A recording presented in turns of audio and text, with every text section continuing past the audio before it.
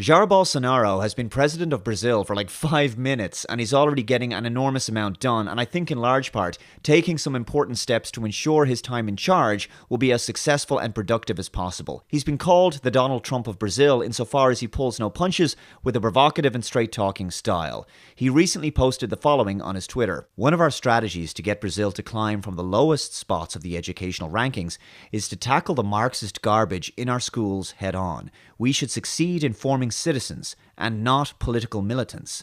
Eliminating the Marxist ideology from their schools will almost immediately place Brazil a few places above the likes of the UK and Ireland's education systems in no time."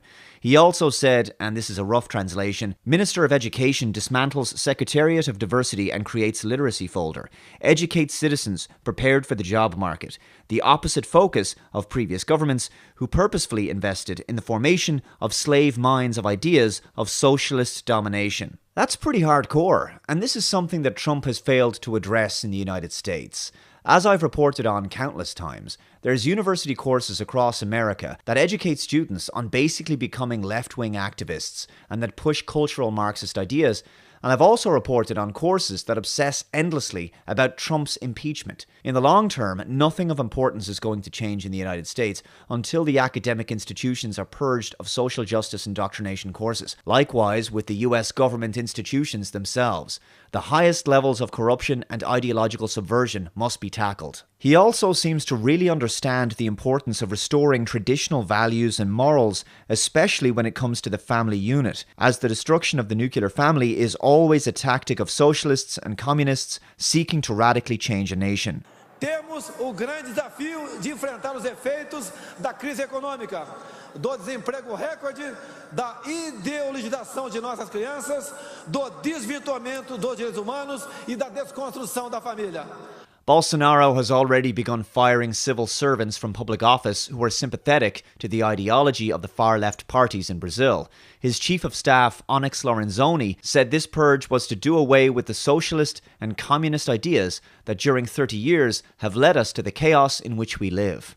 Bolsonaro is also expected to take a tough stance on illegal immigration. In fact, Brazil will soon pull out of the UN Migration Pact. A very smart move, and back in December, he remarked on how mass immigration in France had made parts of the country unlivable. Bolsonaro has also vowed to legalize gun ownership for law-abiding citizens so they can defend themselves against gun-carrying criminals who don't care about the law, what with the fact that they are criminals after all. Brazil is not a safe country and violent crime and gun crime is sadly all too common. However, law-abiding Brazilian citizens should have the right to defend themselves. This change is about empowering the citizenry and enabling them to protect their homes, families, and keeping their communities safe. Também é urgente acabar com a ideologia que defende bandidos e criminaliza policiais. Nossa preocupação será com a segurança das pessoas de bem e a garantia do direito de propriedade e da legítima defesa.